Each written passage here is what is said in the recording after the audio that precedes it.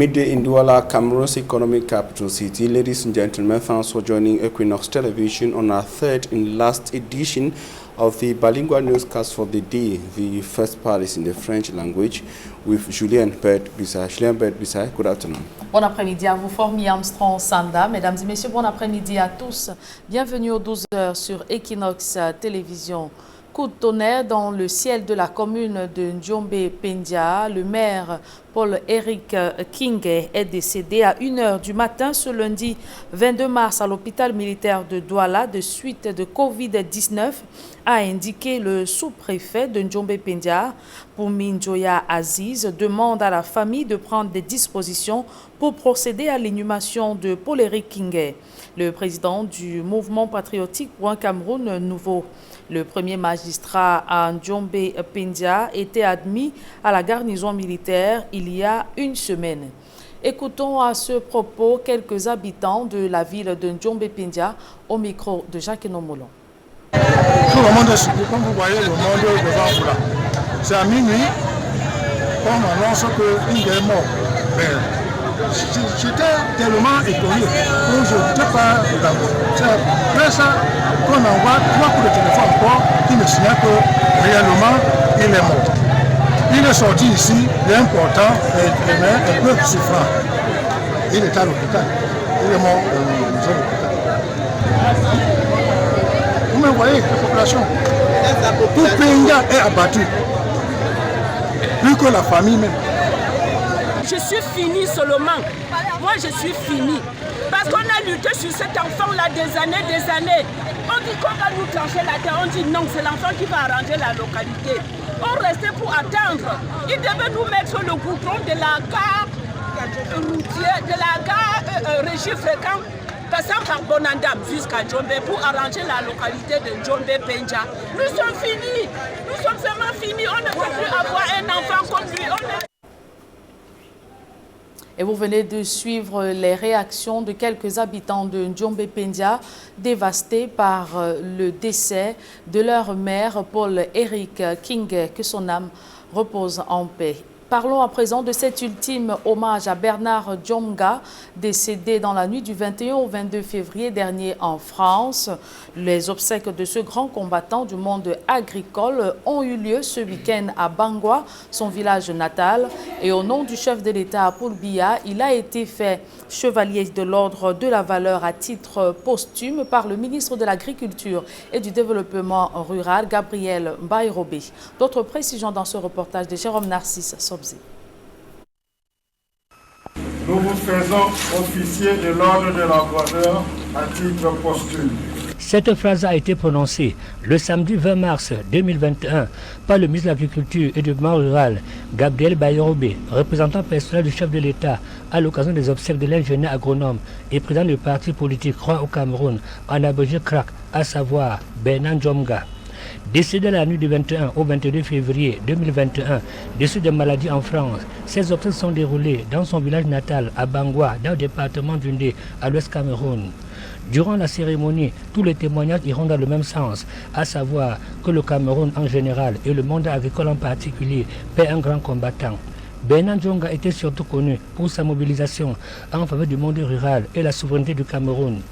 Bernard Djonga était également le fondateur du service d'appui aux initiatives locales de développement en abrégé Saïd. Donc c'était un homme qui avait compris les potentialités du Cameroun et a adressé les problèmes du monde rural d'une manière très scientifique et très méthodique. Et c'est d'ailleurs pourquoi vous pouvez constater le journal La Voix du Paysan a révolutionné un peu la communication rurale au Cameroun. C'est en 2003 que sa vie prenait une autre trajectoire avec la création de l'association citoyenne de défense des intérêts collectifs en abrégé ARDIC. Association à travers laquelle il milite pour la promotion des cultures camerounaises, particulièrement le riz local qui était presque inexistant à côté des produits importés. Le Cameroun doit également à cet ingénieur agronome la révélation du scandale autour des tracteurs Sonalika, dont l'usine de montage et des centaines de tracteurs prêts à l'emploi étaient abandonnés dans la broussaille à Ebolova, dans la région du Sud. L'illustre disparu qui a été anobli au cours de ses obsèques par Sa Majesté Diampoutatou Anik Julio, chef supérieur Bangwa, quitte définitivement la scène à l'âge de 66 ans du suite de maladies après une longue hospitalisation en France sans avoir réalisé totalement son âme. Parlons politique à présent. Le Social Democratic Front accuse Joshua Ossi de s'être auto-exclu de la coordination régionale en signant une pétition avec des députés RDPC, le parti au pouvoir. Le sujet était au cœur du NEC régional extraordinaire tenu hier dimanche ici dans la ville de Douala. Le compte-rendu de cette rencontre, c'est avec Théophile Tchunke et Jean-Paul Chouniat. Après la résolution du comité exécutif national du SDF, sommant l'honorable Joshua Ossi de retirer sa signature de la pétition d'un groupe de députés camerounais adressée au Congrès américain le 17 février dernier, c'est au tour de sa famille politique régionale du SDF pour le littoral de se prononcer sur l'acte de son militant, l'honorable Joshua Ossi. Nous sommes réunis aujourd'hui pour nous désolidariser de manière fondamentale pour dire que nous n'avons jamais été, nous ne serons jamais un allié du RDPC et nous ne serons jamais une S-60 du RDPC comme notre camarade, n'est-ce pas, essaye de faire passer devant l'opinion. La coordination marque son désaccord pour l'acte unilatéral de son membre à s'allier au parti au pouvoir, le RDPC. En signant cette pétition commune avec les députés RDPC, Joshua Ossi se serait exclu du parti dans le littoral. Qui s'est mis lui-même en dehors du parti. Ça veut dire qu'il n'est plus militant de la région du littoral pour la simple raison qu'il s'est mis en dehors des statuts du parti. Il s'est mis en dehors du statut du parti qui est, n'est-ce pas, la Bible du parti. Et c'est pour cette raison que nous avons décidé de faire le constat. Pour le président régional du SDF, la réunion extraordinaire de ce 21 mars a pour objectif de constater les égarements de son militant. Ce n'est pas un conseil de discipline. Nous avons fait ce constat-là et le dossier sera acheminé, n'est-ce pas, à l'instance supérieure qui est le comité exécutif national. Le mis en cause, l'honorable Joshua Ossi, a réagi faisant savoir que le comité exécutif régional du SDF pour le littoral n'a pas qualité ni compétence pour débattre des questions concernant des membres du NEC, le comité exécutif national. Le premier vice-président du SDF révèle par ailleurs n'avoir pas été convié à ces assises pour donner sa version des faits. Dans la région du Sud, les problèmes fonciers divisent les populations de Lokoundie, c'est dans le département de l'Océan. Un chef de village a été présenté comme principal acteur de distraction des terres des communautés. D'autres précisions dans ce reportage de Josepha Bunabuna. Même le président de la République ne peut pas donner 2000 hectares à un individu. C'est ce qui se passe donc à Vigiladieu, au Carrefour. Comment un chef de village, un jeune enfant, peut donner 2000 hectares à un individu? L'agriculture dont vous prenez, nous allons la faire où? Depuis l'incarcération jusque-là, sans jugement de Sa Majesté Innocent Ondouankou dans l'affaire Bissek, alors maire de Lokoundie en 2016, Fifinda, le chef-lieu de cet arrondissement, est en proie aux problèmes fonciers et chacun veut tailler la part du lion au détriment de la loi. Le constat est assez désolant. Les opérations sont au bénéfice de l'intérêt privé.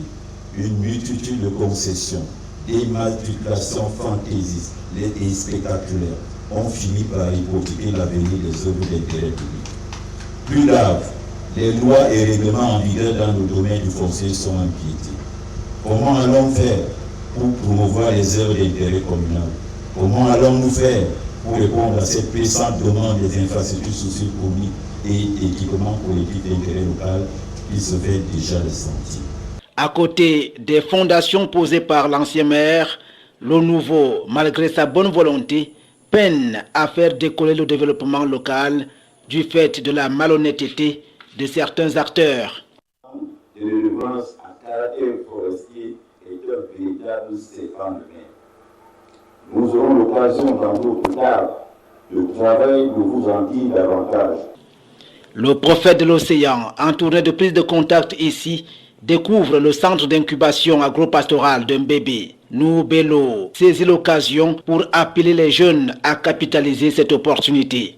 Nous avons invité les chefs et les forces vives à promouvoir ce vivre ensemble harmonieux et surtout à lutter contre l'insécurité qui prend de l'ampleur à cause de la consommation de la drogue, mais aussi et surtout de l'implication de certains jeunes dans certains actes de grand banditisme. Sur le plan économique, nous avons apprécié les différentes exploitations agro-pastorales que nous avons pu visiter. Nous avons constaté que ça regorge un grand potentiel au plan agricole, au plan de l'élevage, de la pisciculture. Donc nous avons encouragé les opérateurs économiques à faire davantage et surtout aux jeunes de pouvoir copier ces différentes initiatives qui ont pour objectif non seulement de créer de l'emploi, mais également de pouvoir contribuer à l'augmentation de la richesse de notre pays.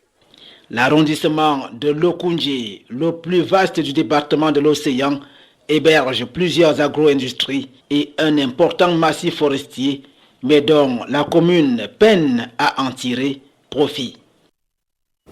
Des femmes et jeunes filles victimes de la guerre contre Boko Haram à l'extrême nord Cameroun rencontrent aujourd'hui des difficultés à se prendre en charge. Abandonnées par leurs époux ou géniteurs, elles ont bénéficié d'une aide apportée par des organisations non gouvernementales en vue de les soutenir. On voit tout cela dans ce reportage d'Amadou Daïrou et Kediara. J'ai abandonné l'école, il fait déjà 3 ans. J'ai abandonné l'école en 5e. Le père nous a abandonnés. Je ne sais pas, papa nous a seulement abandonnés comme ça. Il est parti. On vit avec la maman à la maison. On est un nombre de 9. Mes grands frères ne fréquentent pas. Ils sont là à la maison. Ils se battent pour chercher à manger, pour aider la mère. Des paroles prononcées avec détachement, mais qui pourtant traduisent un quotidien chamboulé, une vie de souffrance. Comme Adama, de nombreuses femmes et jeunes filles victimes de la guerre contre Boko Haram sont aujourd'hui abandonnées à elles-mêmes. Nous avons vécu pratiquement sur le 27 attentats kamikazes, 25 étaient des femmes et des filles. Elles sont kidnappées et amenées en brousse. Ils sont devenus des machines sexuelles pour ces terroristes. Elles sont également des victimes parce que leurs maris ont été tués. Elles sont restées avec des enfants abandonnés, ne sachant là où aller. Quand le mari ou le géniteur n'a pas été tué, massacré par les terroristes de la secte islamiste, ils sont tout simplement privés de moyens qui les empêchent alors de jouer leur rôle de chef de famille. Résultat des courses, des femmes acculées, accablées par des devoirs qu'elles n'ont pas été formées à gérer et plus graves, pour lesquels elles n'ont aucun moyen. Les enfants ne partent même pas à l'école d'abord. Tous les enfants sont à la maison. Toi, ton mari, si tu parles à ton mari, dis à l'enfant pas à l'école. Elle commence à te dire que tu vas payer la paix de ton enfant. Moi, je n'ai pas l'argent. Pour manger même, c'est difficile. Et le mille est maintenant cher. C'est fort de ce constat que ONU Femmes, en collaboration avec la délégation départementale de la femme et de la famille du Mayo Sava, a entrepris de leur venir en aide. Nous les avons identifiés, nous avons eu à travailler avec elles pour un travail psychosocial. Et après ce travail, nous les avons encadrées, nous les avons formées, elles ont reçu les appuis maintenant de ONU Femmes. Et présentement, elles sont installées sur leur propre compte et elles mènent tranquillement ces activités génératrices de revenus. Plusieurs femmes ont donc été sélectionnées, puis formées à l'élevage, la couture, l'agriculture, les TIC, entre autres, afin de les rendre autonomes. Grâce à l'ONU Femmes, je parviens à élever l'enfant que j'ai. Par rapport à ce que j'ai appris, j'ai aussi les petits miettes. Ceux qui souffrent dans leur foyer, je les encourage à suivre aussi les formations. Une aide que les bénéficiaires ont accueillie à pleine main et avec laquelle elles envisagent de soutenir leurs semblables. Des nouvelles à l'étranger, au Congo-Brazzaville, l'opposant Guy Brice Parfait Kolelas est décédé ce jour. Il avait été testé positif au Covid-19 quelques jours avant l'élection présidentielle tenue hier dimanche.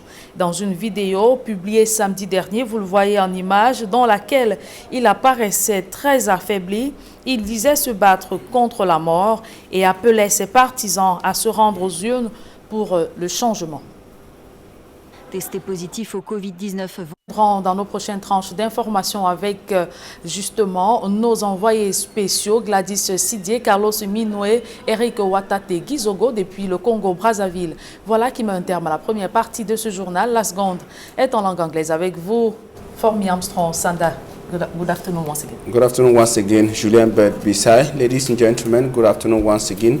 Thanks for joining us in the second segment of information.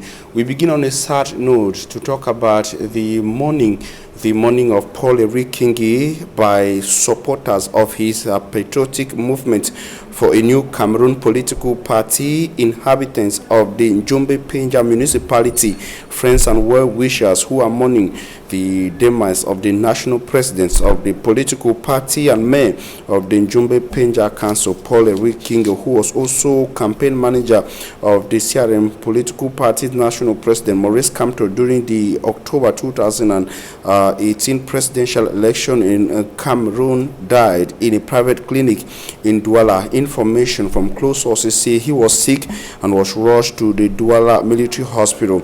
In the course of the week, he will later go critical and be transferred to a private clinic where he died.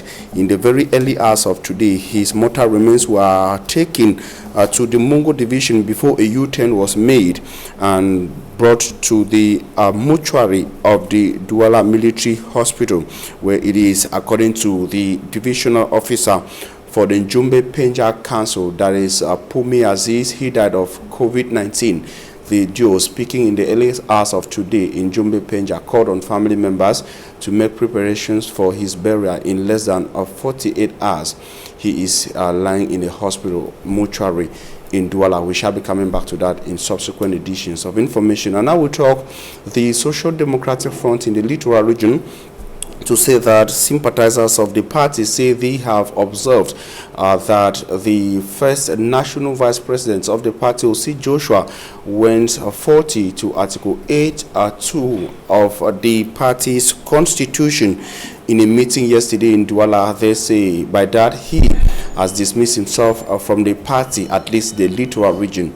Details with Charles Ekome in the following report.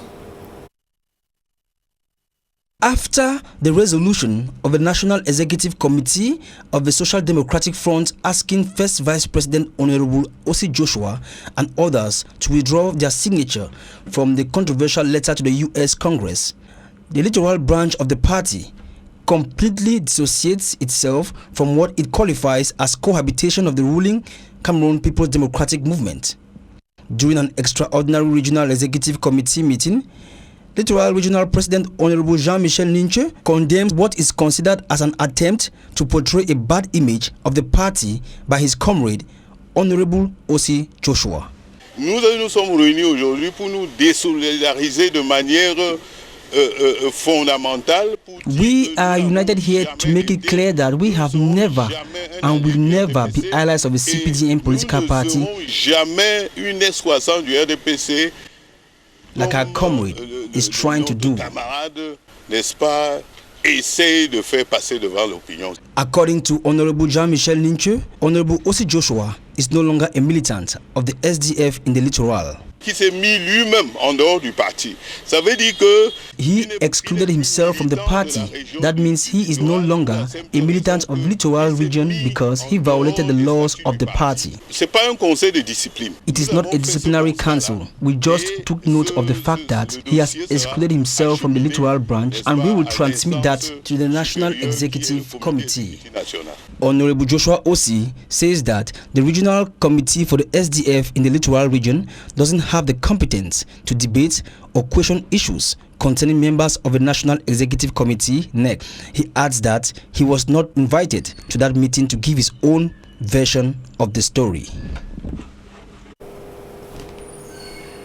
And on to the northwest region of Cameroon, administrative officials of the Donga-Mantung division are fighting to bring back peace in Nwa subdivision, where a communal violence left several persons killed in Yamba North, with over 6 villages burnt.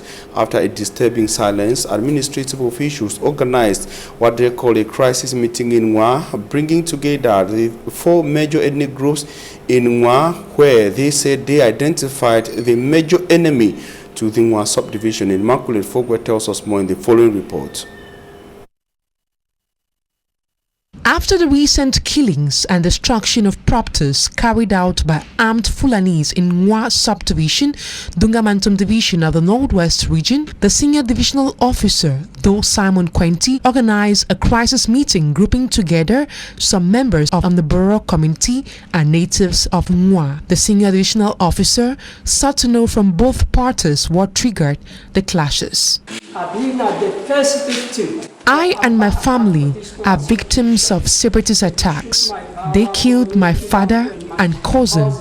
They equally shot me on the arm. I had to spend 5 months in the hospital.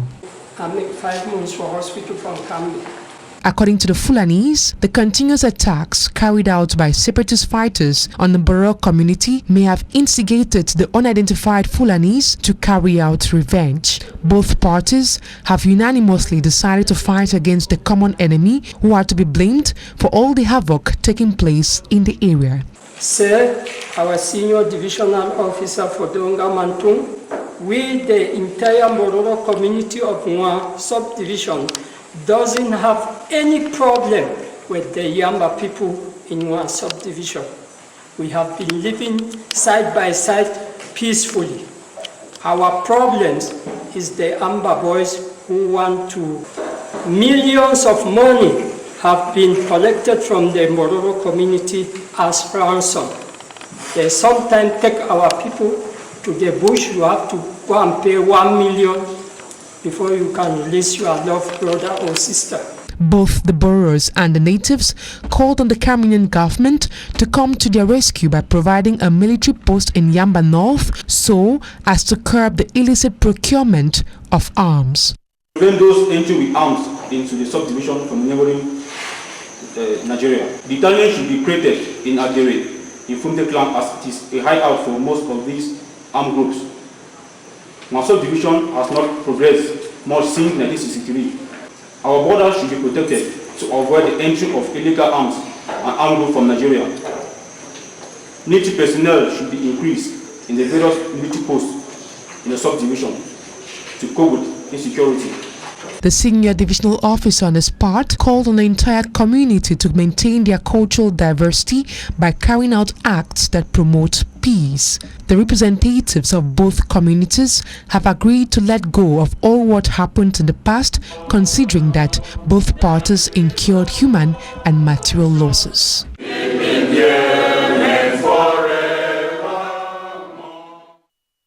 And still in the northwest region of Cameroon, the Babisi Council in the Ngoketunja division of the region is poised to re-award the contract worth 400 million francs CFA for the construction of a cassava transformation plant to a new and serious enterprise. They say the contract was awarded to a contractor and an enterprise which has not been able to start effective work 7 months after. Stella traveled from Bamenda to Ndop in the Ngoketunja and compiled the following report. At least 50 bags of Gari loaders at the Babisi market say leaves from here every week for other towns and cities of Cameroon. At the moment, cassava, from which Gari is made, is the second most popular food in Ngoketunja division. The farmers here own vast portions of land, but cassava cultivation is manual. If you get that in the way, if you take the India, you go what for farm, you go where you find, you take the money, pay at the end of the day, you go better. You see, as we dress so now only because suffer, we will suffer. The transformation, not any different. Because the first time will be the grand and for grata. Will be that time they count and I want take 1 grana, take 1 grana, take 1 grana till the base is finished. Who plays this? Where the grata be mashed and so. It is John we were to finger said. Municipal authorities of Babisi had awarded a contract for the construction of a cassava transformation plant in the municipality.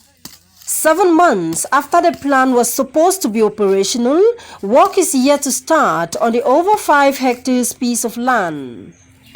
The contractor has done little. Up to now that we are talking, it has been 3 trips of sand deposited at the site. During the administrative account session, councillors of the Babisi Council resolved that the mayor should cancel this contract and re-award it to a more viable contractor. But upon the closure of the session, we have visited the site and there seemingly has been a start of work coming 13 months after the contractor was installed to the site. It's now our responsibility to monitor and see if the start is a real start or a false start. If it is false, we will take the necessary administrative steps. On the site, no one out of the workers present could respond to a question of what accounts for the delay. The workers told Equinox Television their boss is not available at the moment. The plan, if completed, is expected to employ over 200 young persons, ensure economic growth of the farmers, and also food security within and without the country.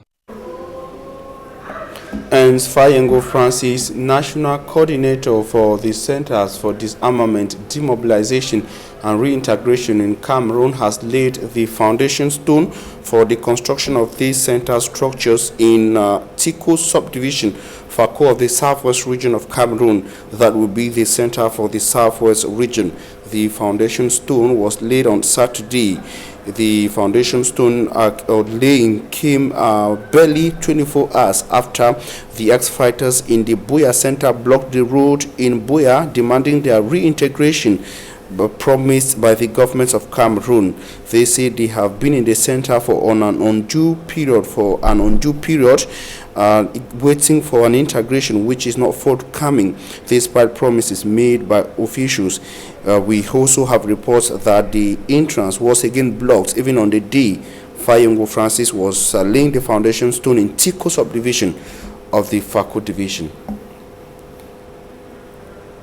And that brings us to the end of the midday news on Equinox Television. We thank you for your keen attention. Meet Julien Red Bissana tomorrow at 7 a.m. God willing. Julien, see you tomorrow at 7 a.m. Le rendez-vous est pris pour demain à 7h. S'il plaît à Dieu, Formi, Armstrong, Sanda. Mesdames et messieurs, merci d'avoir suivi cette édition bilingue du journal. Retrouvez Flavien Valondongo et toute son équipe pour votre quotidien santé.